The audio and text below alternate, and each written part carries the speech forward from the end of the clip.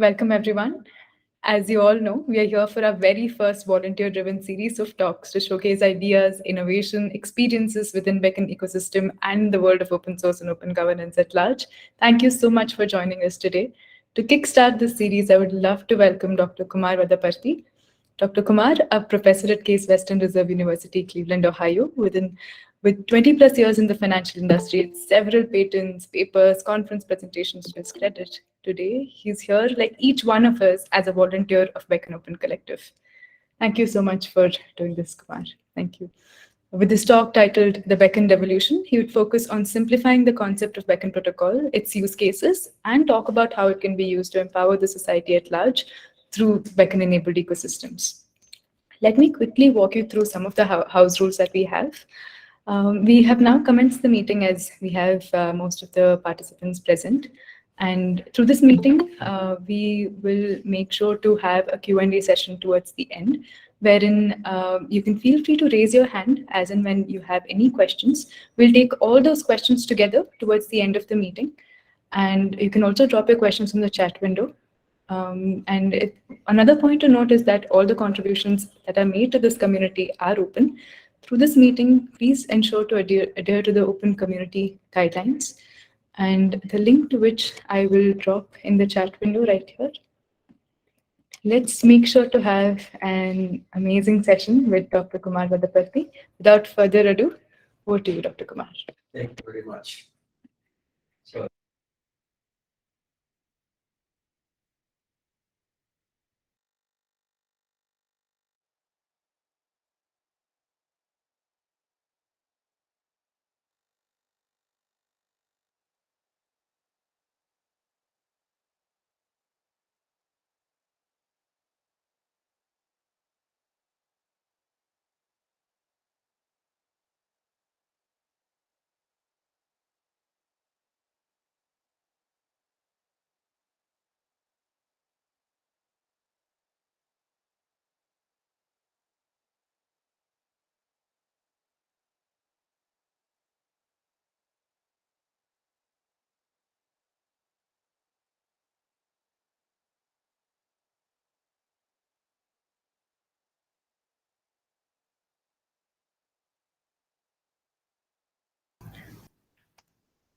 got it.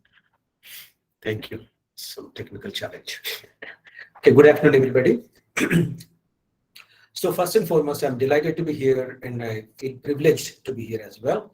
As I was introduced, my name is Kumar Vadaparty, and I want to start with a couple of things. Number one, what drew me to Beckn? I think this is very important to understand because I'm not familiar with Beckn. Let's say a year ago, this time, if you asked me what is Beckn, I wouldn't have answered it. And what really drew me to do Beckn is it's two parts. One is its equalizing capability, equalizing power. It's a technology that equalizes everybody, the little person and the big person, onto the same internet, same digital transactional world in a way that the small people and the big people can play and try to get prosperity according to their contributions rather than the big players taking over the world. So it equalizes and improves the equity across the system, which is number one. It's really a social impact aspect of it that really surprised me and drew me to it. And it's open, and all of those things we'll talk about it. The second aspect is its a technical simplicity. As a student of computer science, which is what I consider myself for the most part, it is one of the most beautiful, simple solutions to a problem that is baffling the world.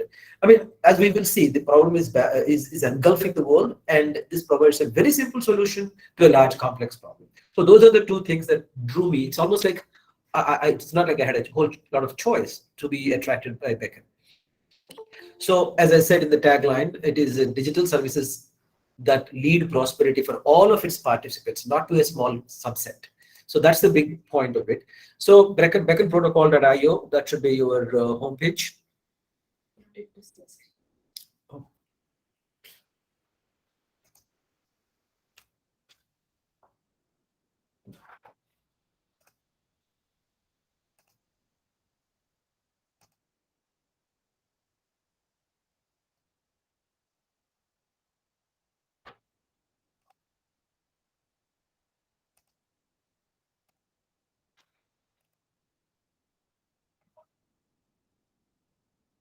Yes.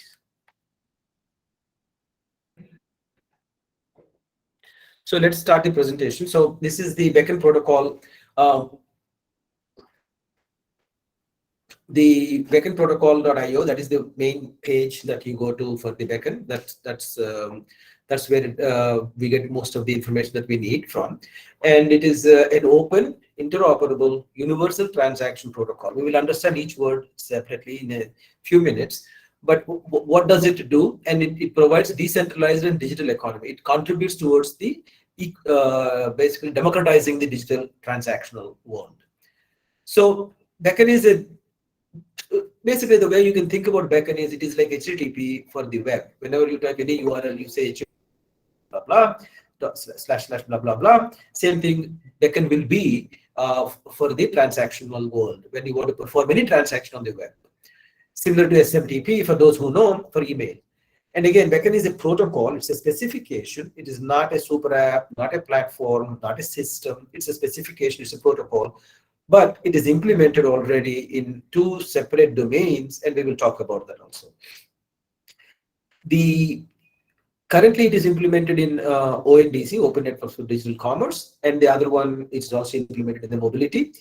And both of them are very successful. ONDC is extremely successful in a large-scale demographic, namely India, with multiple languages, multiple cultures, multiple a large population. So the success of it will prove that Beckn will be successful for the whole world, which is essentially the same order of magnitude as India.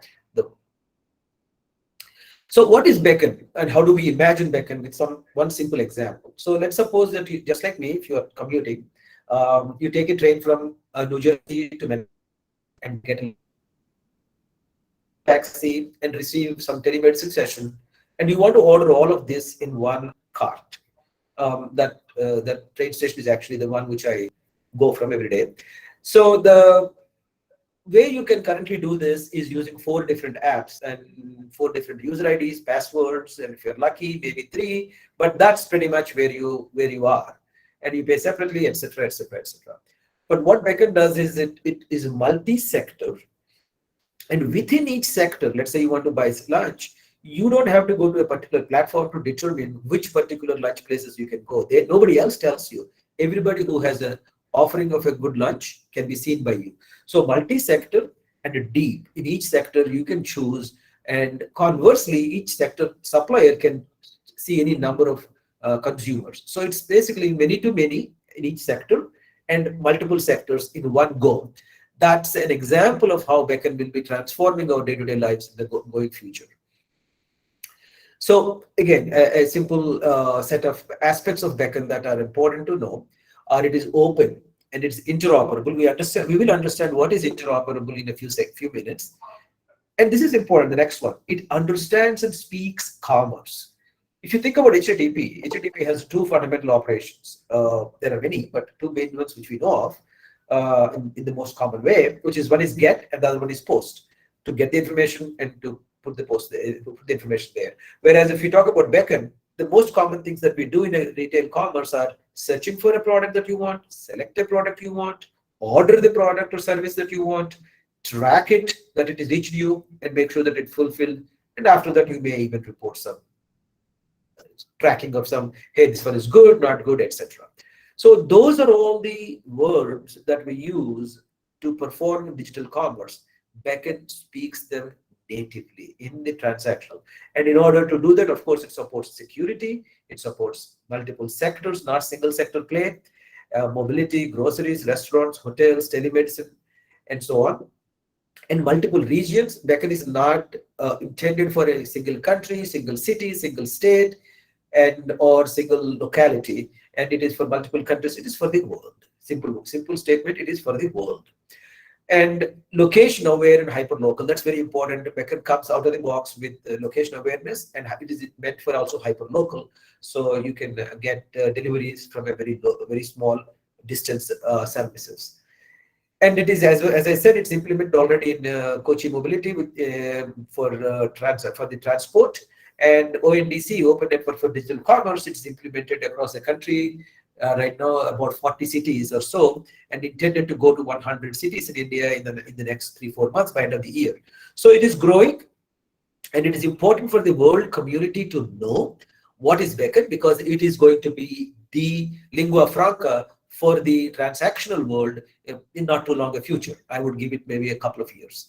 So that's the reason why we should share and understand about Beckn. And I'm here to continue to tell you share my enthusiasm as well as whatever I learned about Beckn.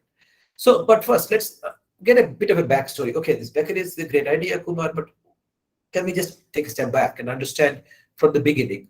So we'll start with the early internet and then get into the gaps in the early internet. So early internet, this is basically the late 80s. Tim Berners-Lee invented the World Wide Web with the HTTP protocol. In 1991, he opened it to the universities and various groups. Sun is a particle physics laboratory, and these years are very dear to me because these are also the springtime for my educational time. I was doing PhD in Rutgers, and we saw internet grow exactly these years. I was there in US in '87, so for me these are like childhood years. Like I saw them, and '93, Mark Anderson and Eric created a Mosaic browser, and 1993. CERN made the source code public. This is when the first digital public good came around on this context. And very soon, USA commercialized the web. And 94, you saw Netscape. Again, Mark Anderson and some others together started it. July, not too far long behind, Jeff Bezos started Amazon. 98, Larry Page started, and Sergey started Google, and many, many more. I'm not going to list all the companies. Again, the essence that you need to take away is digital public goods help flourishing of the economy. That is what I would like you to take away. And it's not stopped there. Afterwards, Mozilla was given out as a free open source from Netscape, from which Google Chrome was built. So open source and digital public goods is a good thing for the society. It improves the innovation. It improves the flourishing of the economy. That's the story of that. However, the good times did not last long. And what we would like to understand is there is an interesting dialogue by Mark Anderson much later, like a couple of years ago in an interview. And I want you to hear 30 seconds of it. Or I think I've heard you call it the original sin of the internet. What is that? But like one would think like maybe it was the most obvious thing to do would be building the browser, like the ability to actually spend money, right? And so you'll basically notice like that didn't happen. I'll explain why, but because we were unable to build payments into the browser, and I just like flat out say we're unable to do it at the time. I want to hear why. Yeah, well, I'll explain why. But as a consequence of being unable to do it, that is why the internet today, at least in the West and in the US, is predominantly based on advertising, right? And so, and by the way, kind of downstream from advertising is kind of everything else that people are like anxious and worked up about online, right? All this like what? Privacy, user data collection, user data targeting, all these third-party ad networks that collect all this, harvest all this data, the data brokers, and then the kind of the misalignment of incentives. You know, is the news site that you're reading, do they have the incentive to actually tell you the truth, or are they actually? So the two things that Mark Anderson points out is you cannot pay money using the browser in the early days, and therefore United States and many Western countries have used the advertisement as a vehicle to use money, instead of money to do the transactions. And downstream from the advertising is the data privacy. So these are the original sins. So payments and transactions were not available directly, and the data was therefore also badly managed. Your privacy does not exist for your data, especially where I come from. And identity was not there. Why do we care for identity? Well, think about payment. I mean, I need to pay money to you, and we need to know who you are, and you need to know who I am, what is my bank account, what's your bank account, and then move the money. So identity becomes very crucial. And then who issues this identity? So this is the crucial part. All of these parts, identity, data management, and the payment was all taken by a vertical platform, closed loop vertical platform. In this case, an example is a PayPal. And similarly, transactions, identity, data, and payment were all taken by the Amazon. And in order to do that, they need a lot of money to be spent, and they need to collect users in large amounts so that they can amortize it. In other words, winner takes all is an inevitable consequence of this model. It's not a choice. And that basically takes us to the next point. That is, these are the foundational gaps that led to the winner takes all. And Koshi summarizes it very well in one of his videos. Again, I tend to provide videos and links in the presentation. And at some point, we will put it in the Beckn Open community, all the links. Here in this video, he clearly says these proprietary walled gardens are self-concentrating. And he actually contrasts with Beckn by saying Beckn is self-correcting as opposed to self-concentrating. So they become bigger and bigger and bigger. The other thing is that is important is this is a very bad situation that we will understand even more deeply. It is so bad that Nandan Nilekani actually called it as a third crisis in his book. If you haven't read it, it's a nice book actually to read, The Art of Mindfulness.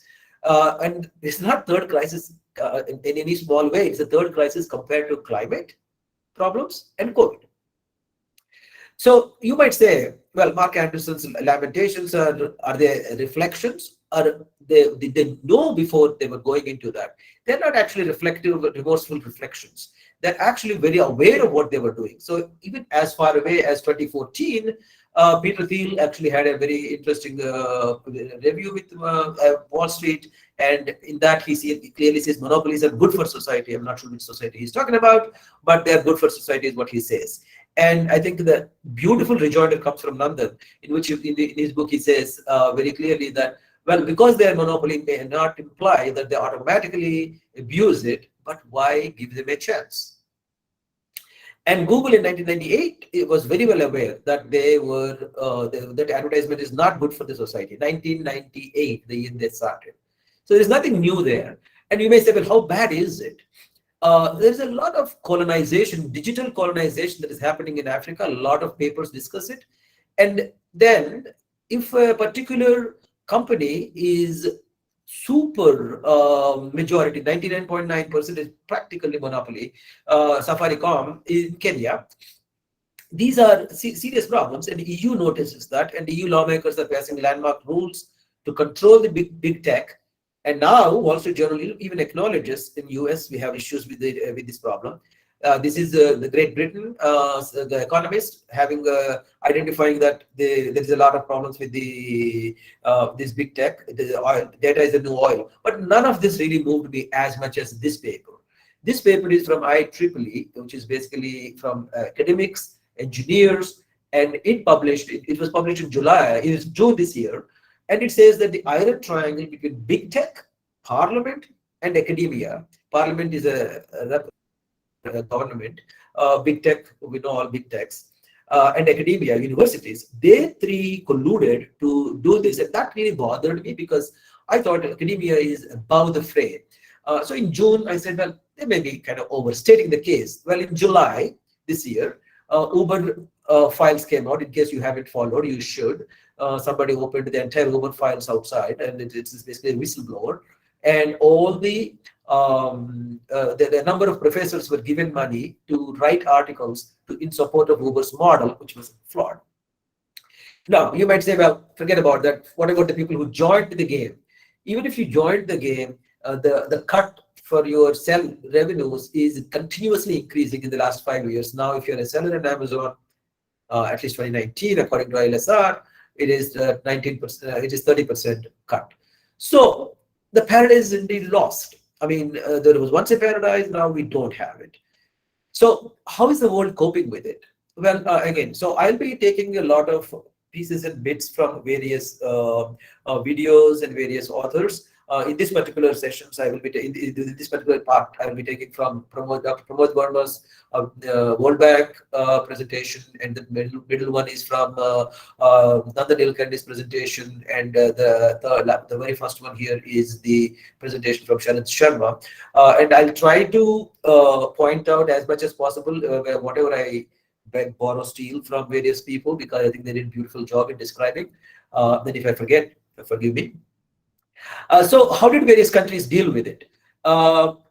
This is a global challenge. Now we know it's a conflagration and nothing less. Third crisis. Remember, that's the third crisis. So China, well, very little can be said about it. It's a sovereign confidentiality. Let's talk about US. So how do we measure? How do they do that? We can measure it in a number of ways. I thought we should measure it in 3 parameters: innovation, data protection, data empowerment. Innovation, US is very good, as we know, all these good companies that came out of it, some of the consequences of some of which are not so good. But data protection, US almost we can say there is nothing there. My data is everywhere.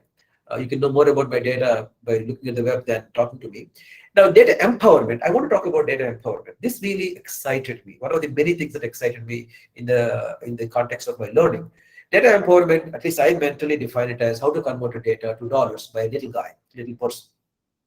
The big people know how to convert data into their dollars. They do it all the time, Ubers of dollars.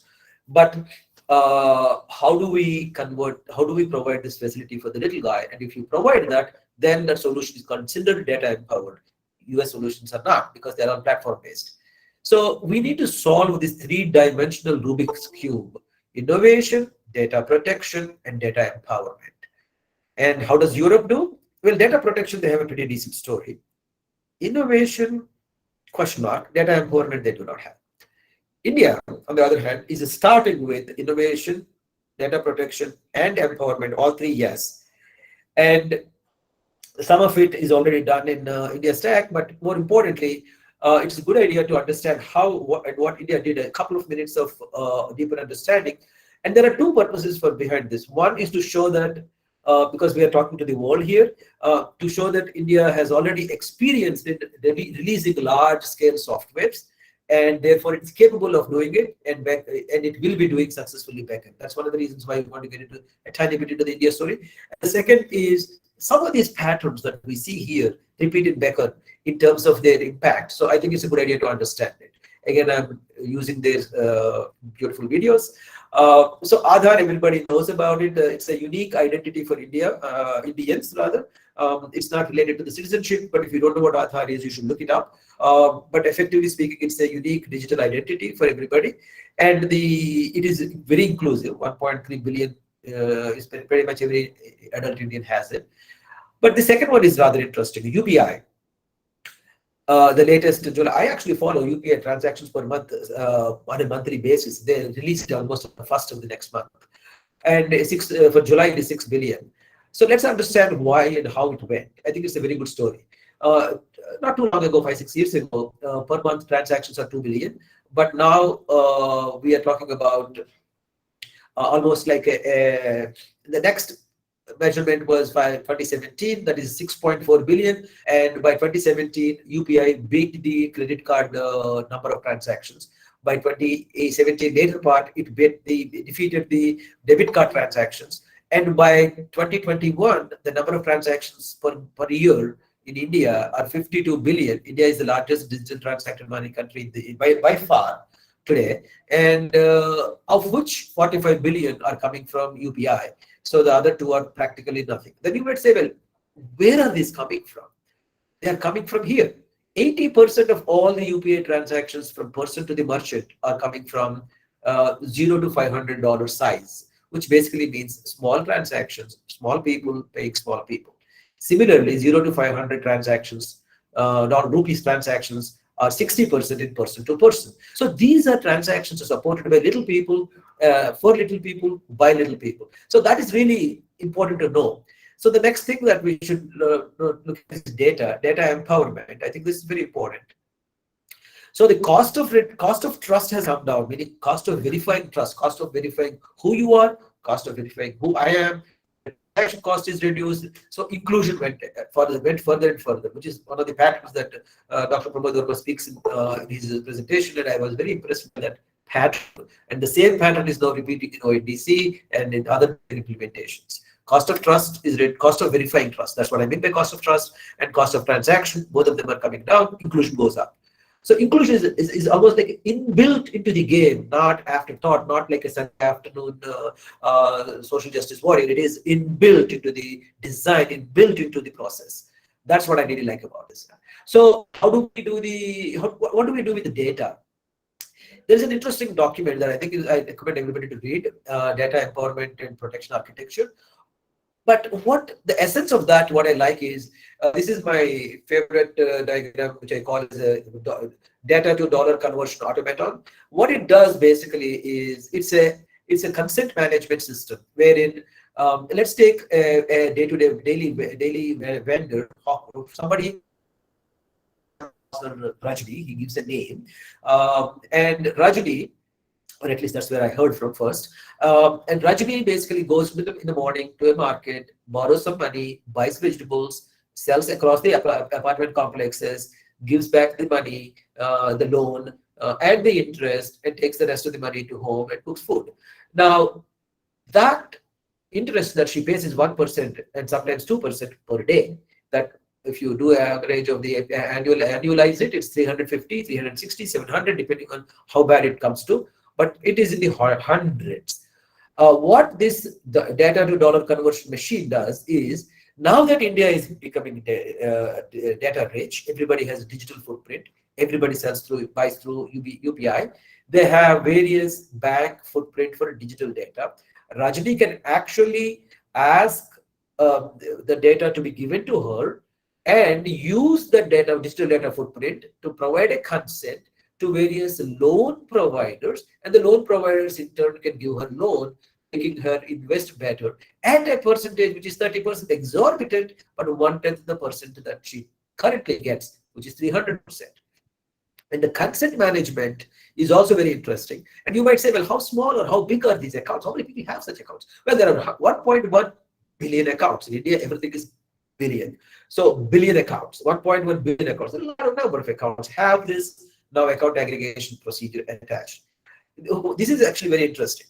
The consent management is very well defined, transparent. I'm not going to go into all of these 6 parameters, but essentially it tells you how long you give the data, what can they do with the data, when will the data die, and when you want to revoke the data, etc. So 5 days, you can only look at it, you cannot modify it, and it will die after 5 days, etc., etc. And you might say, well, how does Rajni know this? She can't read XML, most definitely. So the question is, this is where innovation really comes in. Somebody can easily, I can imagine somebody building a small piece of software that takes this consent management system and translates into local Telugu variation and reads out for Rajni, hey, by the way, these are the 5 things that they're looking for. Are you willing to give the consent? So this is how the process is working. Again, cost of trust decrease, cost of transaction decrease, inclusion increases. Now let's apply these principles into the Beckn, how Beckn does it, right? Beckn is again everything into the transaction.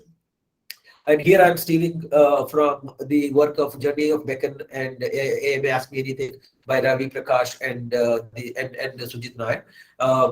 The idea here again is we want to understand what are, first and foremost, what is this closed loop platform that we talked about. We kept saying that there is a large number of closed loop platforms. What do they do? There are many such closed loop. For mobility, well, there are many of them, and in fact, in mobility, it's fragmented. Cars have one kind of platform, trains have another, hospitality has another, health has another, and on and on. And moreover, what is the problem is they're all silos and they are all separated for sectors and domains, and they're either fragmented, too many, or too few, oligopoly. And they create value, but it is not shared. What do we mean by create value? The transactional data is very useful, right? I mean, how often does John buy a particular product? It's very valuable so that you can use that information to determine what he would buy next. But at the same time, we cannot use that data to be given to either the seller or the buyer, because the data is fully captured inside the platform that allows these transactions to happen. This is where, I mean, I was making a joke there about neither a seller nor a buyer B, because basically that is both parties are effectively tortured. The next part is, instead the value created is extracted and leveraged. How do they leverage it? They dictate the rules of engagement, influence the price structure, and they define the incentive structure. And I think this is very important. These things basically make the consumers, in this case sellers and buyers, pretty much the subservient to the platform. And moreover, if you don't like the whole thing and you want to go away, well, you can go away because your data is lost. So I have been a member of a certain platform for 20 years now. If I move to a new platform, all my good credit is gone. I mean, I can take printouts of the last several years of print work, but who knows, that's forged, that is not authentic, etc. So there is no easy way to move my data in a secure way. So these are some of the problems of the closed loop behemoths. Now, how does Beckn work this. Now this is the interesting part. Let's peel the big behemoth. Inside it, there will be essentially, no matter how it is made up of, there will be a search.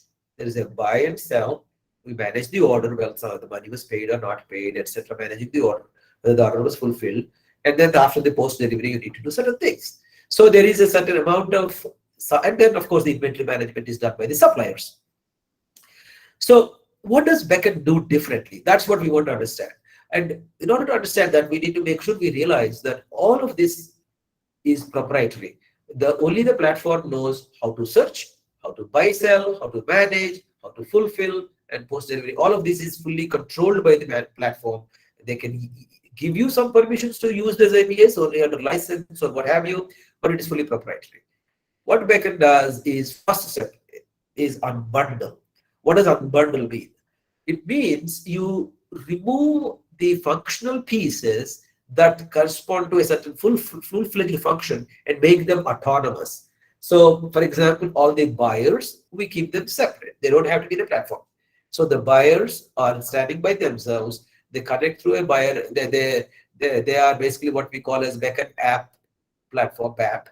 And we'll get a little bit more detail on what is a BAP in a few minutes. But essentially, buyers are separated from the sellers. In the long run, we will be calling them providers, because buyers and sellers indicates that there's a goods only transacted. But in this kind of scenario, you can even transact services, like requesting a service for a telemedicine is not a buyer and a seller, but it is a consumer and a provider.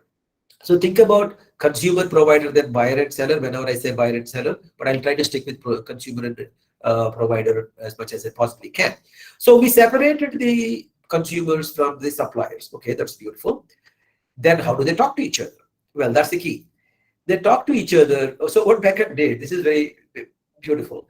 They basically come up with a protocol, which is a definition of functions. They basically said, no matter what you are transacting, these are the things that you need to do. Namely, first you discover, that you look for the product, you order it, or will have a few things to select. In it is effectively speaking, you do the basic things like you put your name and whatever, all the information before you confirm the order, essentially. You select the product, you give all the details, and it says, oh, by the way, it costs you $100. Okay, fine. Then you confirm. So it is the one which is done before you finally go proceed to the buying it. And then fulfillment basically means you status check it, track it, update it, and cancel it, all the good stuff. Post fulfillment is basically rating and support. So essentially, it looks very straightforward, very trivial, and almost trivial. But the magic is, this is applicable to multiple sectors. That is the magic. It is applicable to retail. That's rather obvious. It is applicable for mobility, which is ride sharing, in which case you are discovering a particular car. You are placing an order for the car, and the car says, by the way, I will cost you $20 for this trip, or 20 rupees for the trip. And then you confirm the trip, and then you status check where is the car. It is taking the second turn after the stop sign, and you track it, you update it, and then you can cancel it. Maybe they'll charge you something, and you rate it. So it works for the car, and it works for the telemedicine, it works for the doctor's appointment, it works for many, many things. We will talk about it actually. So think about this, although it looks very almost trivially simple, it is simplicity is actually one of the credits of Beckn. It is actually vastly penetratingly large applicability that it has. That's what I really liked about it. Simple but highly pervasive in its applicability. Now, but that's all great. We have separated them with a gulf of gap there, black. Well, that's where you have the infrastructure. And we will talk about digital public infrastructure in a bit, but basically there's a network infrastructure. And that network infrastructure is where it's just like HTTP protocol. Hey, I need to go to CNN.com, and immediately that is converted into an IP address, and then you go there. Similar to that, and again, we will see more details. That is how Beckn works on that infrastructure. The important thing, again, this is very useful to know. We have separated consumers from producers, and therefore any producer can reach out to any consumer, and that is the critical advantage of this. And that is what I would like you to take away. And How do I discover? It is using what is called Beckn gateways. We'll get into the detail in a little bit. But just like DNS, if you don't know DNS, don't worry about it. We will for now assume that we will explain what the Beckn gateway is in a minute, and that is essentially what Beckn uses. But if you think about email, you email from Yahoo to Google. Similarly, you should be able to buy from a producer without worrying about which platform the producer is in. That is the essence. Like, that's not true with money movement in US. For instance, if I want to send money to my daughter, I have to be in the same platform as she is, which is Zelle. I cannot be in Venmo. Whereas you guys, UPI in India, that's a different story. So that is what we want to Beckn wants to do for transactionality. So in a short word, if you want to take away from Beckn, this is Beckn, unbundle and interoperate. So the benefits are the components are small, the low barrier to entry, and this enables the architecture is fully open, people can join. And here is the key, innovation is much more possible here. The endpoints can innovate to the nth degree. The Beckn app platform can innovate. Somebody can have a voice-enabled application platform for buy, a sign language-enabled platform, a braille language-enabled platform, or many variations. We don't have to wait for Siri or Alexa or whatever else to finish implementing all of these. If you want to add a new sector that did not exist, like mobility is a new sector, we don't need to wait for the big platform to include it in their huge behemoth. It is basically a network. And moreover, the existing micro, small, medium entrepreneurs, MSMEs, can have equal access. This is probably one of the most crucial things. A corner side Kirana shop can connect to the network, Beckn network, and transact with another person 200 yards away without having to go through a platform and without having to pay 30% of their revenues. That, I think, is the critical piece. Billions and billions of those people can actually be the producers and consumers. And of course, it can connect with other networks. That's another critical part. And we will. This is specific to India, but in general, there are always local open networks that Beckn can connect to. So in other words, Beckn, if you want to remember, bundling the closed loop platforms and interoperate using protocol. That's unbundle and interoperate. You will see this again and again and again. You are basically breaking up the big platforms into pieces and make them talk to each other in a common language. So let us see how a transaction works. So let's take a hypothetical use case and let's see how a search works. So you are searching for, let's say, a roti. You want to buy one and get delivered to you. So there is the first step you do is, okay, you press a search for a roti, and then it goes to Beckn gateway always. So for those who don't know what's the gateway, if you type in www.cnn.com or google.com, somebody translates the google.com into an IP address which is unique. That's a DNS in our current setup. Beckn gateway is not very different from that. It's similar to that. So and it recognizes, oh, so she wants to buy roti. So who are the people who can sell it? Well, it identifies those. There are 3 of them, and it broadcasts to all 3 of them saying, hey, listen, you got this request. Are you willing to propose any solution, any price? Only 2 of them can respond. Not all should have to respond. And the 2 of them respond with this result. And the Beckn app provider chooses one of them, and it goes forward with the request saying, hey, I want to have the provider to get the result. And as you can see, the white arrows show you that it's unique. And once the provider and consumer are connected with one another, you don't need to even think about the gateway. So the provider responds with a response saying, hey, here is the confirmation that you are going to get the notice, somebody is going to deliver to you in person. So that is basically the confirmation of the order, and the consumer can check the status, and then we are. So that is the critical piece.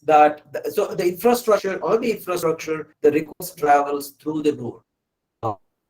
Overview on Beckn tech overview. He has about 12 or 13 videos. This is, if I remember right, video number 9. So let's take again the same example. How does it work in a swim lane? The swim lane diagram is actually almost lingua franca for most of Beckn conversations, so it's a good idea to understand it.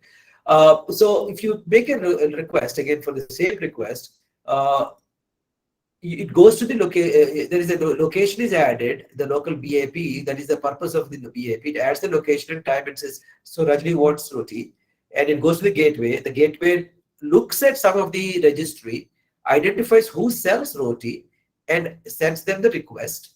And as we can see on the right hand side, it's the same diagram as we saw before. And the results come back from there. Only 2 people respond, not 3. And the BAP, in this case, the receiver, merges them, organizes them, and presents them to Rajni.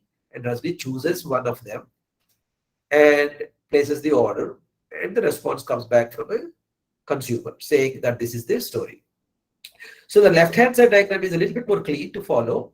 The right-hand side diagram is a little bit more physical. But I wanted to go from physical because these are some of the right-hand side diagram represents some of the diagrams you see in the newspapers for ONDC. And the left-hand side is what we often use in the Beckn. And as Beckn community member, I think you should be able to map between the two. So I thought it's a good idea to show both of them in one place.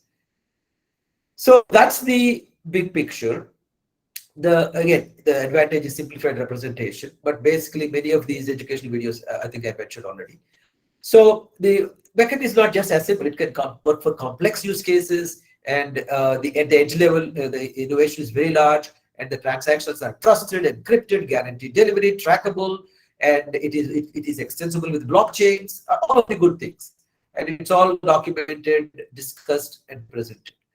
Now, Beckn is not a single domain story. It can work for multiple specifications. So this is very important to know.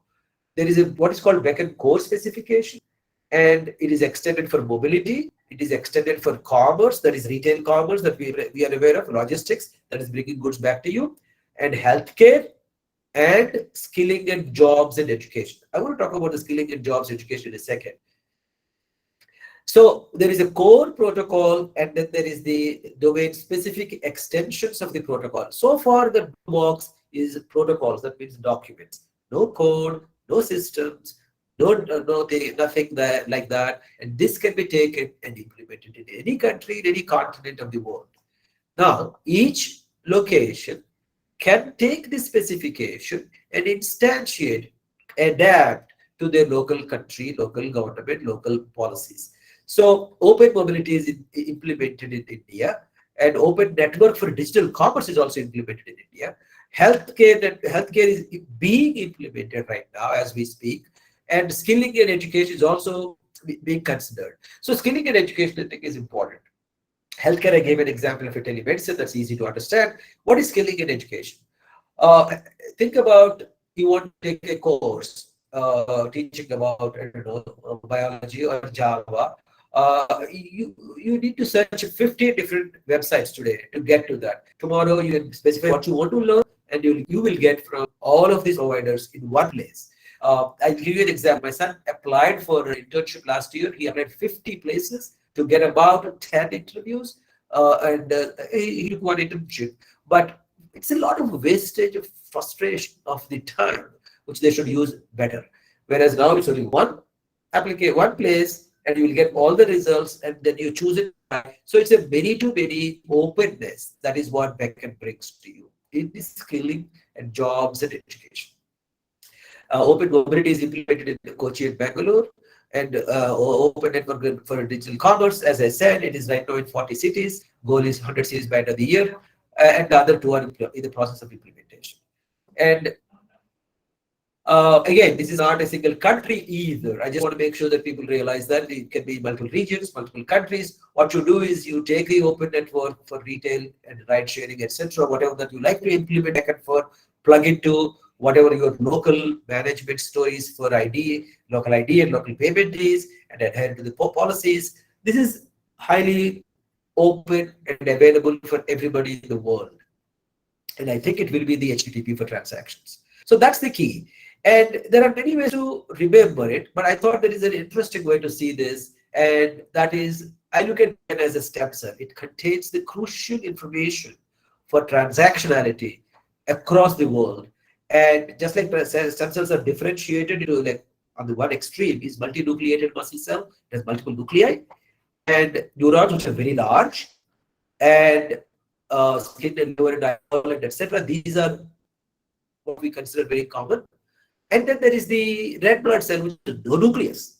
So the extremeness is very much available, and so is in the Beckn situation. You can have a setup in which, let's say, you place an order and you are forced to take it. It happens in the ER. You dial up and say, "Hey, I'm bleeding," and even if your phone connection is gone, you can make the process in such a way that the service comes to you. On the other extreme, you pick and choose, and until you nothing comes to you. So that variability, that versatility is inbuilt into the protocol, which is what I really like about it. So I look at Beckn as building diverse digital organs for all the people, not just one small one-person population. So this is the last slide. So I say go Beckn, and this is the reason why you should be really, really interested in Beckn, because 10 years from now, someday your family will ask you, "Hey, what were you doing in 2022? Remember, Beckn was invented and was going global." This should not be your answer. This should be your answer. I was contributing to the Beckn community. And that is the answer the descendant expects from you. That's all I say to you, Shweta. Thank you so much. Thank you, Dr. Kumar. I think that was a great session. Sorry, one second. Yeah, yeah. So I think that was an amazing session to get a view into what Beckn Protocol truly, helps to do in today's ecosystem, and what are the various implementations that we are currently seeing, and how does it fit into the overall narrative of open source ecosystems that have been built so far. And I already see that there were some questions that have come on the chat, and I think many of them have been answered, and there are some that haven't. Let's open up the floor for Q&A. In case there are any of you who would like to ask any questions, feel free to raise your hand, and we can. Okay, I see there is Akash. 1 second, Akash.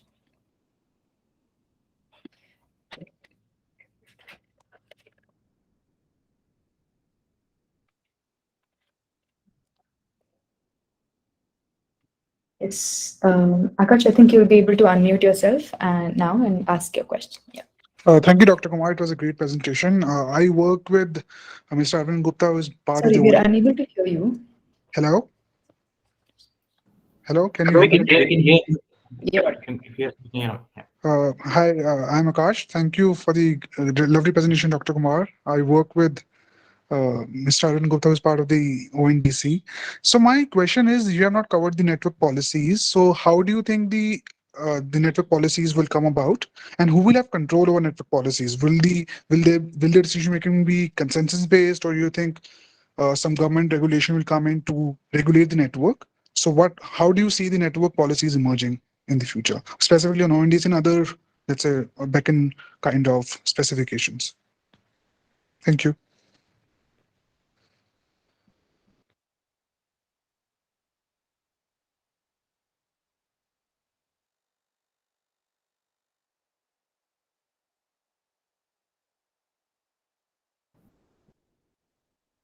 So, Kumar dropped off.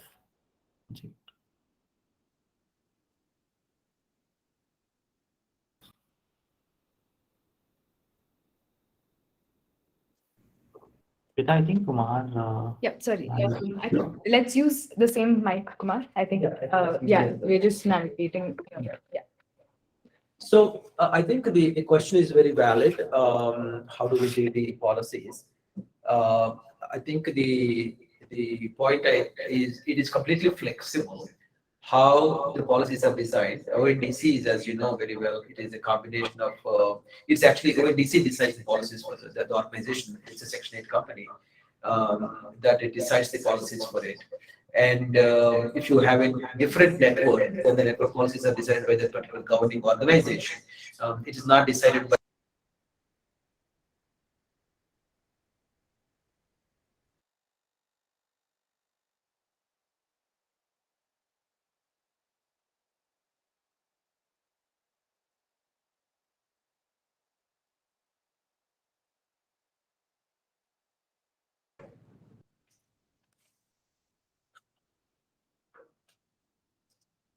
Yeah. Sorry, I think can you hear me? Yeah. So I think the way to think about is the policies are decided by the organization that is adopting Beckn for this particular purpose. In the case of ONDC, it is ONDC adopted Beckn for its own for the retail commerce, and hence that is what is decided. In the case of another adaptation, in the case of, for instance, as simple as Cochin is implementing Beckn for the mobility, so is Bangalore. The policies will be different. It depends on the adapting community, and it's a combination of local government, local people, policies, and other and their values, etc. So it all depends on who is doing the adaptation. But Beckn does not really care who is doing it and how the adaptation is happening. Any other question? I hope that answers you to some extent. Yes, thank you. Can I ask another question, Shweta, is possible? Okay, yeah, please go ahead. So where do you see some sort of monetization of Beckn protocol, or do you think how will Beckn protocol maintain its, let's say, constant innovation, or do you think there must be some sort of, let's say, public spirited fee, or do you think we may go like Wikimedia Foundation way? How should we go about this? There is no public fee or private fee as far as I know. I mean, there is Sujit and others on the call, but Beckn is an open foundation. There's no fees associated with Beckn. It's a digital public good. And to give you an example, and India is doing it, and I let Sujit and Ravi to jump in. But it's a good question. But I will take a quick segue into digital public goods. India is doing an incredible great job. Beckn being one of them, and even as far as Aadhaar is concerned, they're opening up the products and making them available as digital public goods. It's a digital public good, and it is made available for everybody at no cost. And Sujit or Ravi, if you want to jump in. Thanks, Kumar. But no, I think pretty much summarized it well. Beckn has been and will remain as an open source Creative Commons open specifications.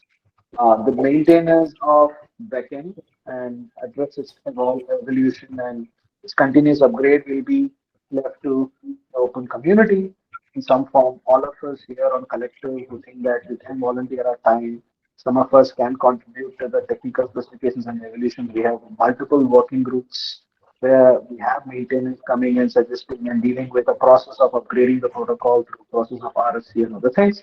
So it's a fully open source effort, and that's its advantage and also the challenge that we need interested volunteers to kind of do it as a way of contributing to its evolution with monitoring incentives whatsoever. And that's pretty much how all open source works evolve, and Beckn protocol intends to be that way. It's a specification, so it requires that kind of certain element of design and architecture kind of mindset to participate and see whether its evolution is not curtailed in any way. The interoperability, which is what fundamentally stands for, the ability to scale, deal with large complex use cases at population scale. And there are some governing principles in which this evolution is sort of bound by, and these are interoperability, openness, being lightweight, and things like that. So that's how it will be, and we hope that today we have a community which contributes. There are working groups where people participate. People take out time on a weekly basis to contribute. But we're hoping many more people will, as and when they hear and appreciate that, can come in and contribute and maintain it as an open source. The specification itself is open. It's not monetized, and anybody can use it, and anybody can submit upgrade requests, evolution requests to it, request for change, and there's a community that takes a look at it and accepts some of these based on the relevance of it. So these are the things. This is where how the Beckn's evolution will be started out in future as well. Yeah. Thank you. Thank you, Sujit. Yeah, thank you, Sujit, for adding to that. I see we have three more Sure. people who have raised their hands. Let's start with Sunish. Just 1 minute. Yes, you should be able to unmute yourself now and ask your question. Hey, thank you, Shweta. I think Harshit has also tried to answer my questions, but I'll just put it out here on for the group as well. So basically, I am asking this on behalf of all the service owners who provide truck booking services or who provide services for booking trucks to transport stuff from point A to point B.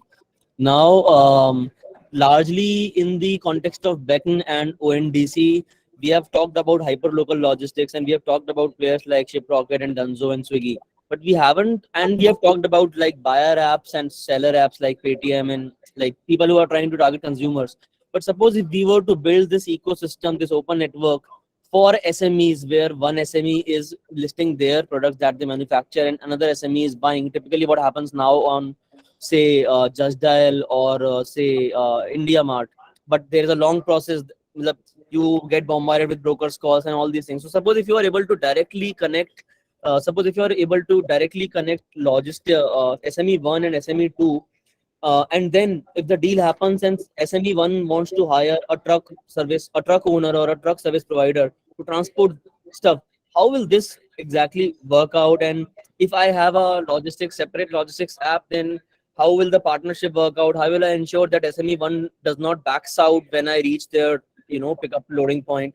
So all these things, especially in the context of B2B movement and in the context of trucking, are largely unanswered, at least for me. So I'm definitely sure that for hyperlocal and for e-commerce, things are looking really great. There are tons of articles around the internet that one can find, but this is a space where I'm actually interested because this, I guess, represents a larger, or if at all, because I've read the ONDC's white paper. They have mentioned something around retail and they want to capture the retail market. So if my assumptions are wrong, then you can advise me that it is not meant for SMEs, it is only meant for e-commerce companies. So yeah, I hope I did not give a lot of So let's just separate the Beckn part of it from ONDC. In as much as Beckn and ONDC are highly connected with each other conceptually, Beckn is the protocol, which is what we are focusing on today, and ONDC is an implementation of Beckn for retail commerce, in which logistics is a part. So your question is more valid in the context of ONDC, how logistics are taken care of. Not technically, strictly speaking, it's not associated with Beckn. But to the extent that I am aware of, and I'll again hand the mic to Sujit or Ravi if they have more to add, is logistics is still uses Beckn only. Sujit, you can add more to that. Yes. So Sunesh, I think your the logistics is not just for so I'm again speaking maybe on behalf of ONDC a little bit here, but I think you can definitely have it verified by ONDC too. But I think the larger vision of ONDC is to not just look at hyperlocal, but also look at the sort of the entire B2B supply chain, intercity logistics, or even MSME businesses and logistics outside of specific retail. I understand that they're trying to talk to MSMEs in certain states like Tamil Nadu, Kerala already, and the state governments are interested in bringing MSMEs from their non-retail MSMEs also into sort of the ONDC envelope as a sort of the network. And therefore, some of these logistics will not just be hyper local or urban logistics. This will be more intercity. Maybe I can search for Kanchipuram saris or a carpet from Mirzapur in Lucknow sitting in Bangalore. And maybe there's a logistics seller on ONDC who will probably put up his hand and says, I can get that picked up from there and have it delivered to Bangalore, or a bulk of it picked up and delivered to Bangalore. So those things are definitely possible use cases that will happen on ONDC. The question is, will it happen immediately or will it happen in a certain time? I think it will be the latter. I think they probably will start with hyperlocal and quickly expand to non-hyperlocal logistics as well, and even go beyond retail. I think they are definitely in the plan, just that it's still early days, and hopefully they will come to that in a very short time. Okay, thank you. So the next person would be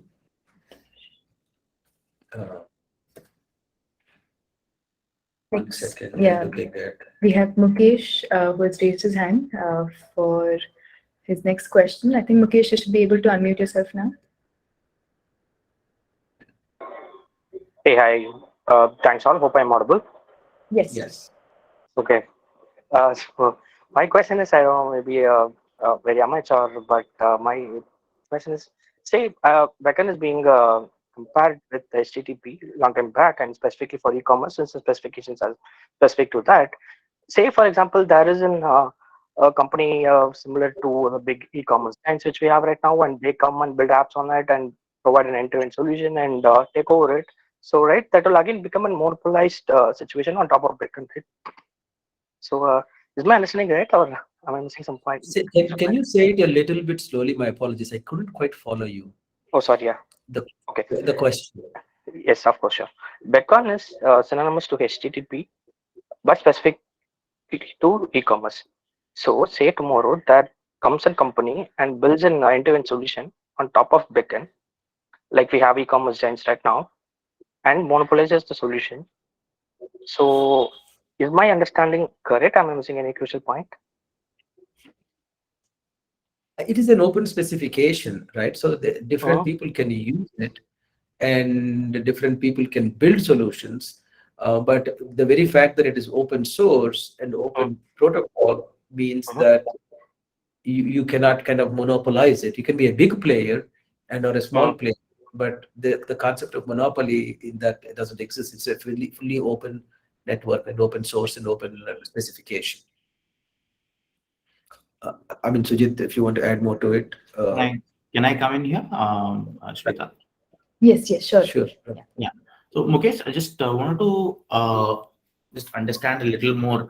When you say monopolization of, right, I just want to understand what the role the company will be playing. See, if I am building a platform, okay, and I am completely responsible for acquiring the consumer. I am completely responsible for acquiring the business. Right. Then I don't even need Beckn protocol.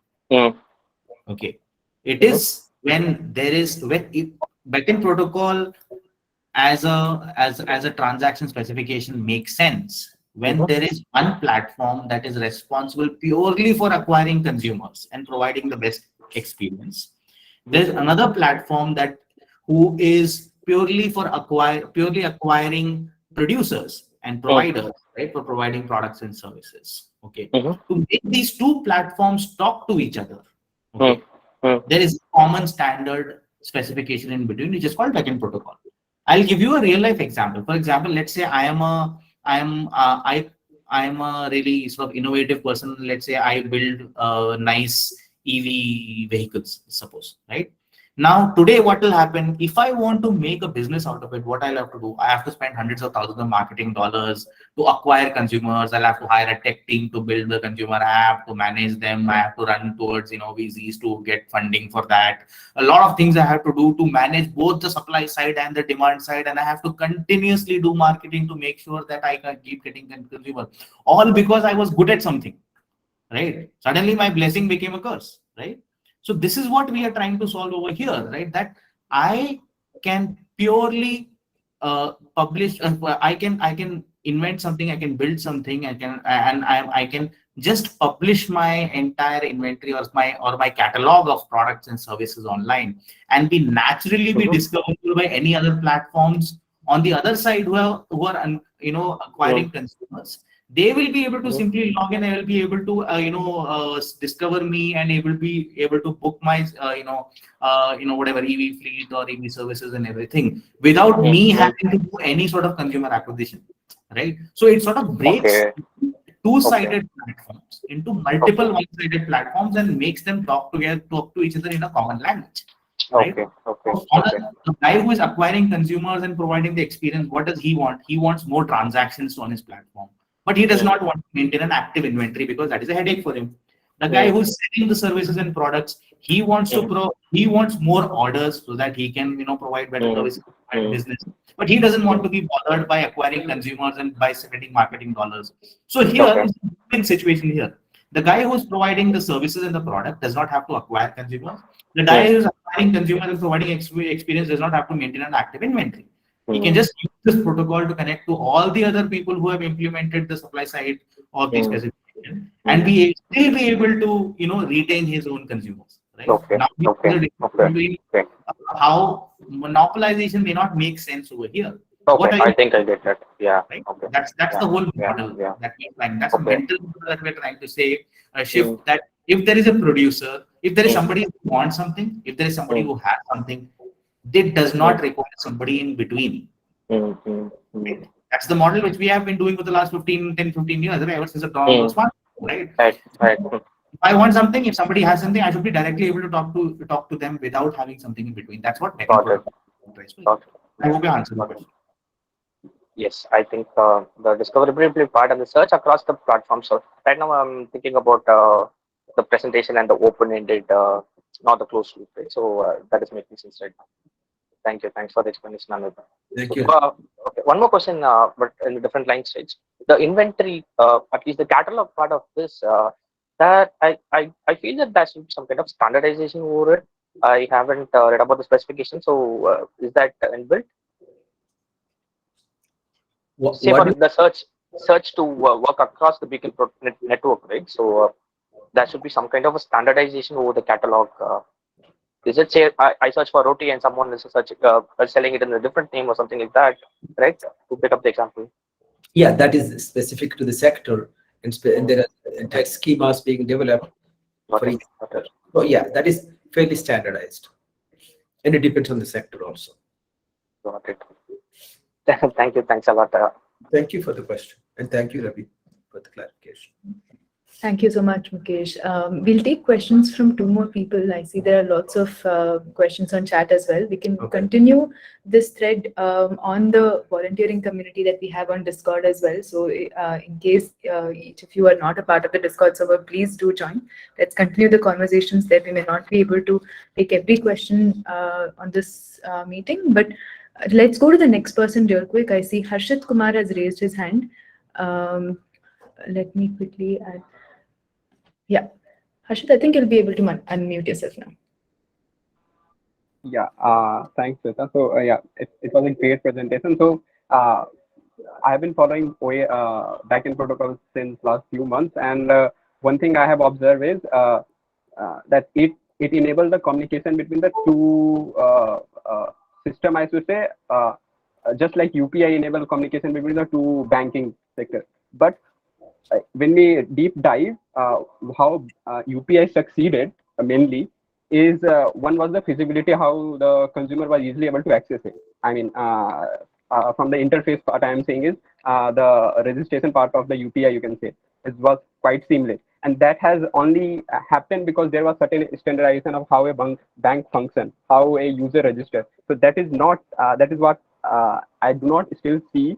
I haven't stumbled upon any of the reference, I should say, that there is not any standardization specific to the domain. I think that is required to be enforced somehow, because that is how bank have operated that way since the start, I should say, and that is why the UPI actually succeeded, because they can make a simpler interface which could be adopted by all the platforms like Google Pay or Phone Pay or Paytm or Beam.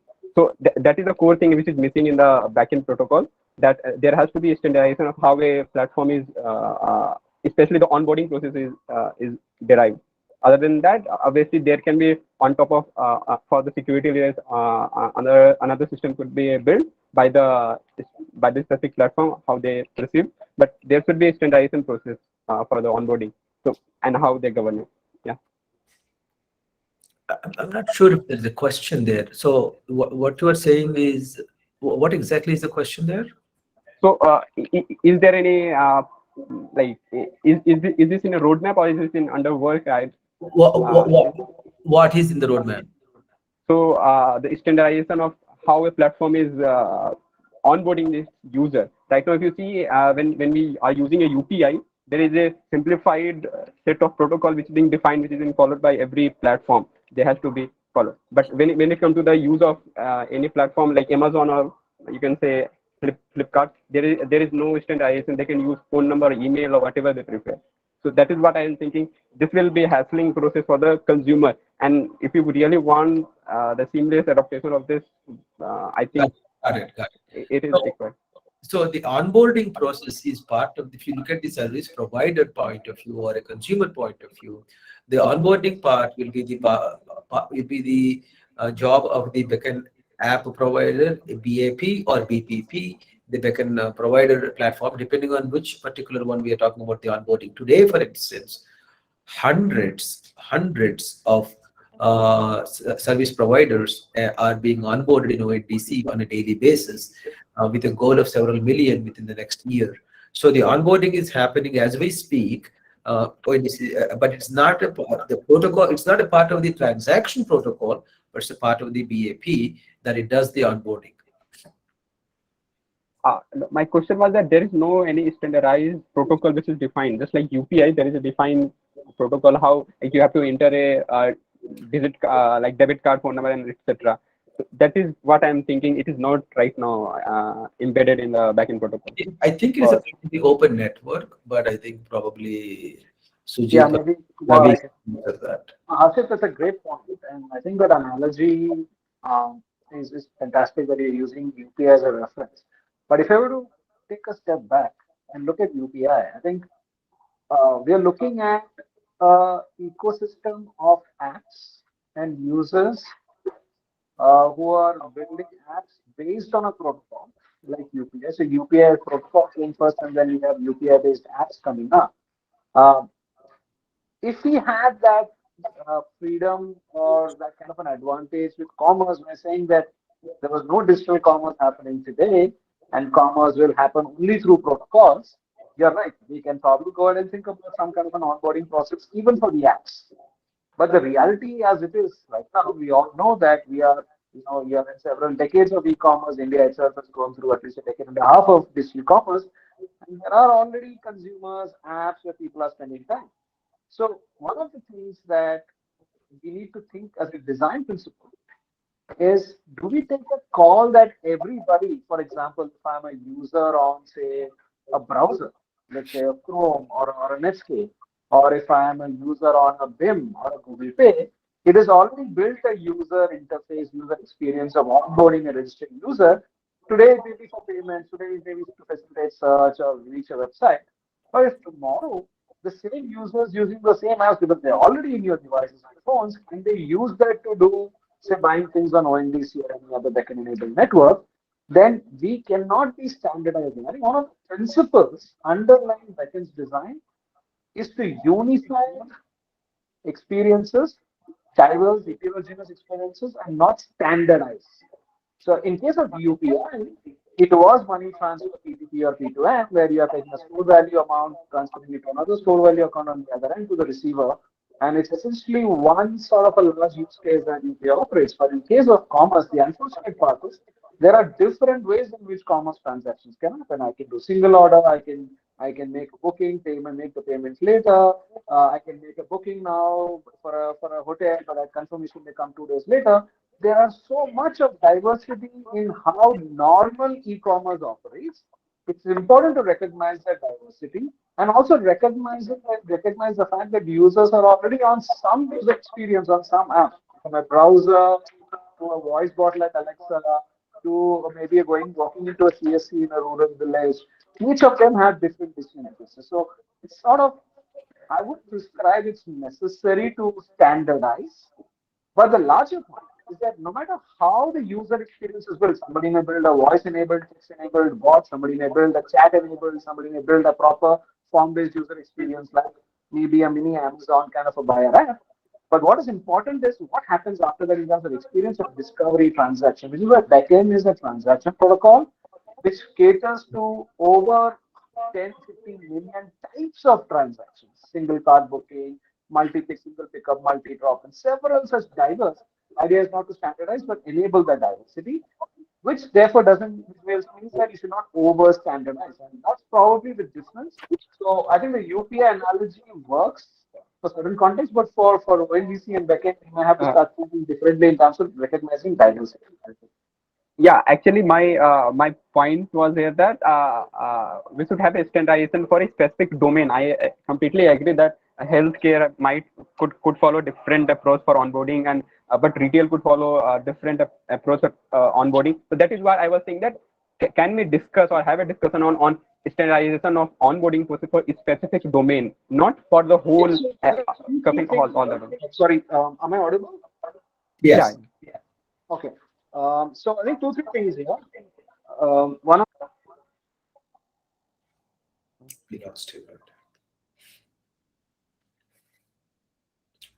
Let's just give one more minute. I think Sujit will join back. sorry, sorry, my bad. Yeah, but I think to quickly respond to that point, I think we have so platforms as a buyer app or a seller app, BAP, their process of onboarding itself onto the network is standardized. I think if you look at ONDC, they have a formal onboarding process. There's a way you add yourself to the registry and do your No, no. Yeah, not that. Yeah, I was referring to the user base actually. So each yeah, I'm coming to that. Now, if user experience also have to be standardized, the user onboarding is independent of user onboarding onto ONDC. That I can come on to, let's say, a Google Pay or a Phone Pay to do only UPI, not ONDC. So my onboarding onto the app could be for multiple purposes, not just for one purpose. It's not purpose specific onboarding. Apps will have multiple such intents to cater to. I intend to pay, I intend to search, I intend to buy. Intent to buy is one of such use cases. So user onboarding, you need to unbundle that as platform onboarding vis-a-vis ONDC onboarding. In terms of ONDC onboarding, it is happening through search and APIs and all that. It's essentially a transaction discovery and booking protocol. So user standardization is more of a UX platform to user sort of a relationship, and platform may not just cater exclusively to ONDC, to multiple things. So actually standardization comes at a cost. And how do you standardize for diversity of apps which can onboard experiences differently? I mean, it could be probably a refrigerator trying to place an order of milk on ONDC. You know, it could be that as well. So the user devices can have so much of diversity of forms. So it's kind of not a great idea to standardize and make everything follow stick to the one thing. So that's the realm. I wanted to think in those lines as well. And maybe we should take this conversation offline to see maybe there is a need for standardization for some small case. Maybe we should happily discuss that. But that's the thinking, the way we see as to why it cannot be standardized. Yeah. And just last point, I'm adding that if we standardize, it will help. My core goal regarding this was that in the core discussion was that we are treating data as a money here, and if we standardize the process of onboarding, that will give, you can say, a migration process for the user from one platform to another platform easily. Like if I'm using now Google, I'm using my Google email ID to register, and then I'm going to another platform, but that does not support the email address. Then completely. No, so we can discuss on that. I'll just leave one thought here. How you onboard yourself to browser, and through browser, how you log into Gmail, how you log into say an Amazon, or how you log into any other website.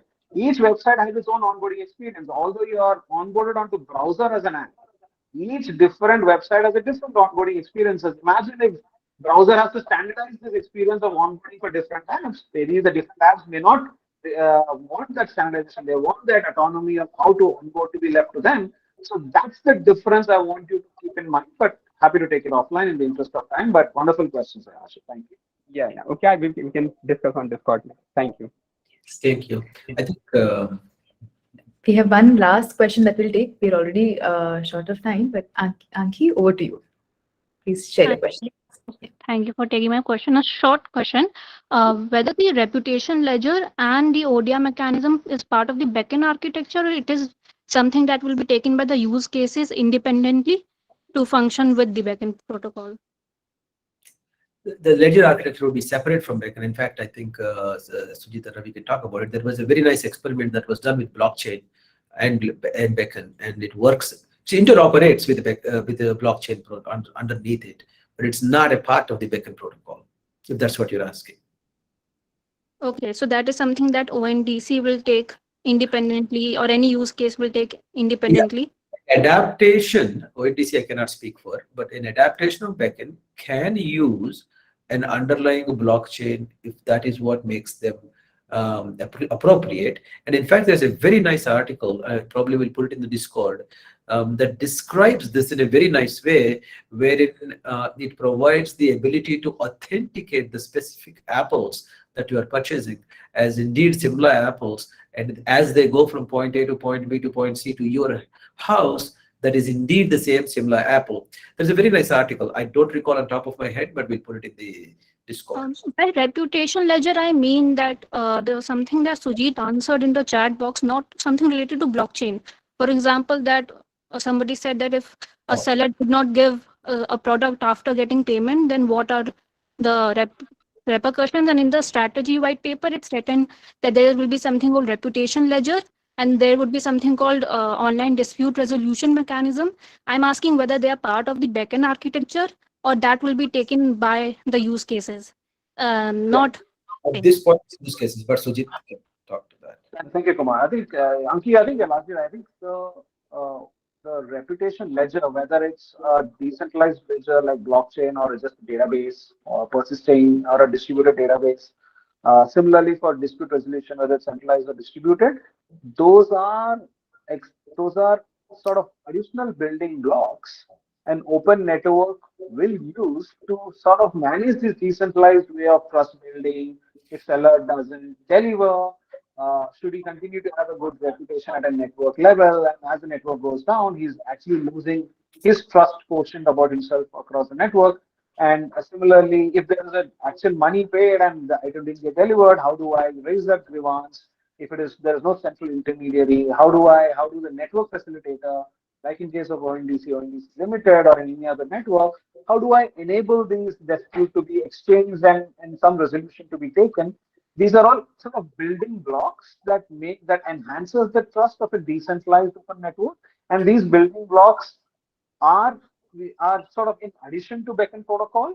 But what is important is they are made protocol aware. The fact that these systems don't work in silo and independence, but they fundamentally sort of take the underlying transaction or the evidences of the transaction records and sort of interpret it in the right way. And the protocol, the way protocol enables these additional building blocks is the protocol allows for every transaction to be treated as a dual digitally signed contract, where it's not just looking at quantities and price of the offer, of the order, but also looking at terms being established there. So even before the order is placed, between the buyer app and seller app, you are actually seeing the terms in which the sale is happening, like payment terms. When is the payment getting collected? Is it full payment at the time of order? Part payment? Can I pay the remaining later? Can I pay the whole payment after some time? The cancellation terms, the return terms. What is the cancellation window available after the order is placed? Can the seller cancel that from his end? If he cancels, how will he refund? These are all terms that can be expressed through the protocol as part of the order making itself. So every order carries these terms mutually understood and agreed by both parties, and they both are signing on it. So that tomorrow, if the seller does not honor his side of the terms, then the buyer app can use that as an evidence and go to the dispute resolution mechanism, which ONDC is looking at creating sort of a decentralized online dispute resolution mechanism, which is already kind of adopted in other ecosystems like account aggregator. I think Kumar spoke about it briefly through DEPA protocol. So these are the additional protocols, but they mutually enable each other. So that's the way to look at it. And in a very short way, the answer is no. Beckn protocol does not offer ODR as a building block itself or a reputation, but it enables them, because fundamentally the transactions carry those essential metadata for you to enable these building blocks. Yeah. Okay, thank you. That clears up a lot of confusion for me. Thank you, and I'll go and see whether if I can find DEPA papers on how it functions. Thank you so much. Thank you. Thank you so much. With that, we come to the end of this session. I know there are many more questions on the chat, and we will continue those questions on Discord. Please do ask your questions over there.